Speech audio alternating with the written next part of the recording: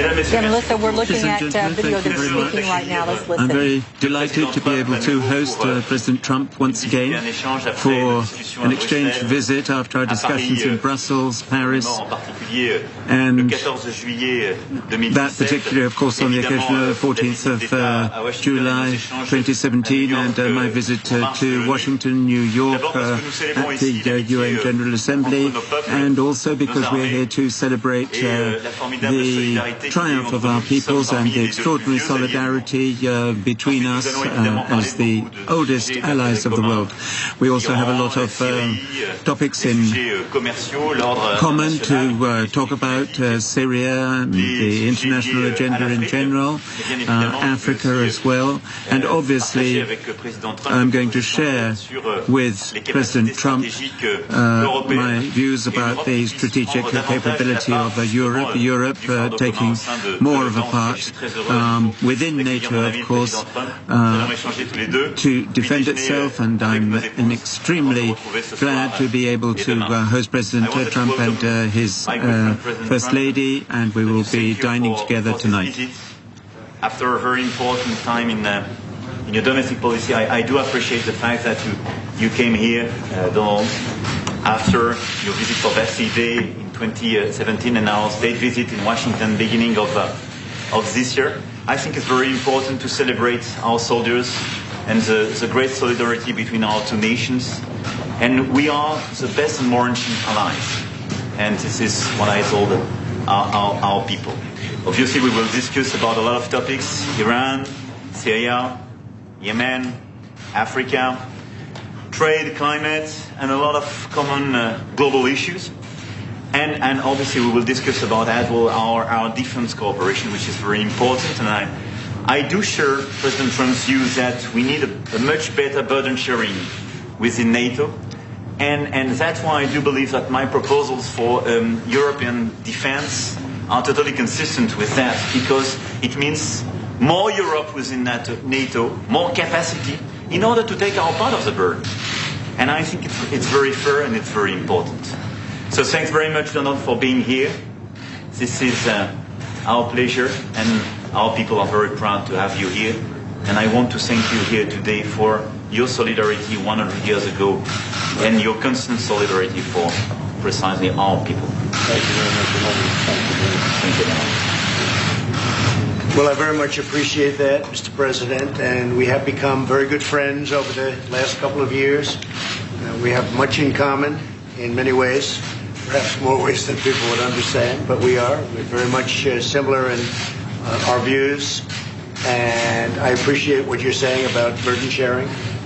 You know what my attitude's been, and we want a strong Europe. It's very important to us to have a strong Europe, and whichever way we can do it the best and most efficient would be something that we both want. I just want to thank you very much for the graciousness we were so beautifully received. We were so beautifully received last night. We look forward to spending the next day and a half with you. And today and tomorrow are going to be very important, and we'll be discussing many things, not only military and aid and NATO and others, but we'll also be discussing trade. And we've been discussing that for a little while. I think we've made a lot of progress. We'll see if we can get it over the line, as they say. We'll see what happens, but trade is very important. And we're also very much focused, the President and I, on terrorism. Terrorism is a very big subject for both of us. And we see what's going on in the world, and it's not a good picture. But we've made a lot of progress. We've done things together that were quite bold recently, 6 months ago, very bold. And terrorism will be a big factor and a big part of our discussion today. So I want to thank everybody for being here. And Mr. President, thank you very much. Mr. Trump, you say you felt insulted by what Mr. Macron said about Europe making its own defense. Can you explain? We're getting along from the standpoint of fairness, and I want it to be fair. We want to help Europe, but it has to be fair. Right now, the burden sharing has been largely on the United States, as the President will say, and he understands that. And he understands that the United States can only do so much in fairness to the United States. So we're rebuilding our military. We just had approved $716 billion. The Year before that, we had $700 billion. So we're almost completely rebuilding our military with the latest and the greatest. And we want to absolutely be there. We want to help.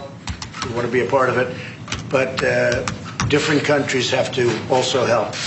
That's only fair. And I think the president, we've already discussed this, and the president and I very much agree on that. I do agree. I think we work very closely together in Syria. President Trump reminded you what happened the 13th of April this year. We work very closely together to make a superb operation against chemical weapons used there. And we work very closely together in Middle East, in Africa, and so on. But it's unfair to have the European security today being assured just by the United States, and we need a much better burden sharing. That's why I do believe that we need more European capacities, more European defense, in order to take this part of the burden. What President Trump has to protect or to defend one of the states of the United States, he doesn't ask France or Germany or another government of Europe to finance it. That's why I do believe that we need more investment. It's exactly what we do in France. It's the first increase in terms of budget for defense for the coming years. We will reach the 2%. But that's why I do believe that we need more European defense in this framework. Thank you. Thank you. Thank you.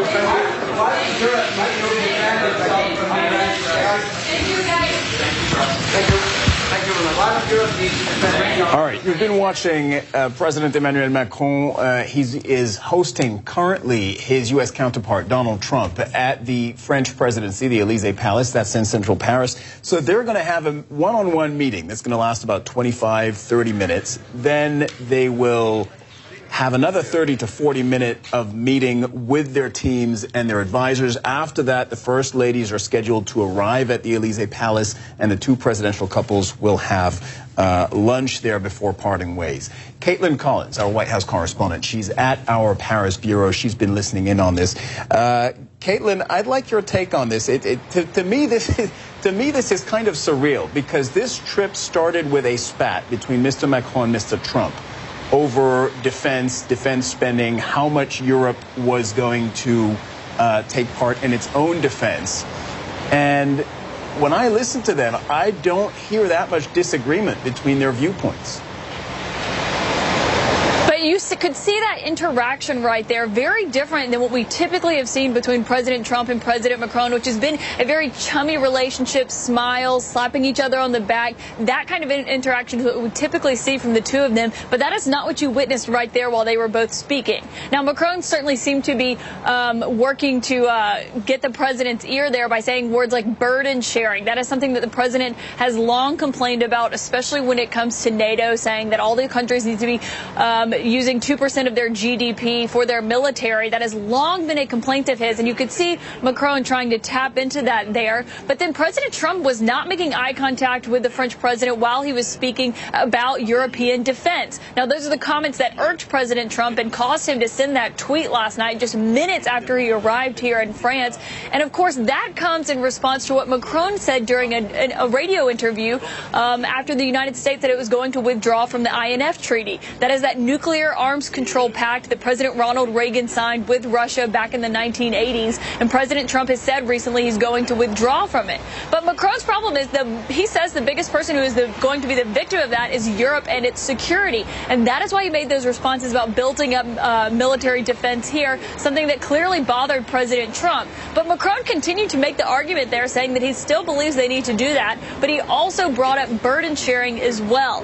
Now, this kind of gives you a flashback back to when President Trump was in London. He was going to meet with the British Prime Minister Theresa May over the summer, and hours before they met, he gave this interview where he criticized her, praised some of her biggest political rivals, and then set up this awkward meeting between the two of them. That seems to be what we're witnessing here between the American president and the French president, and President Trump setting a very different tone than his national security advisor, John Bolton, who arrived in Paris ahead of him and was praising an American-European alliance in the days that he's been here.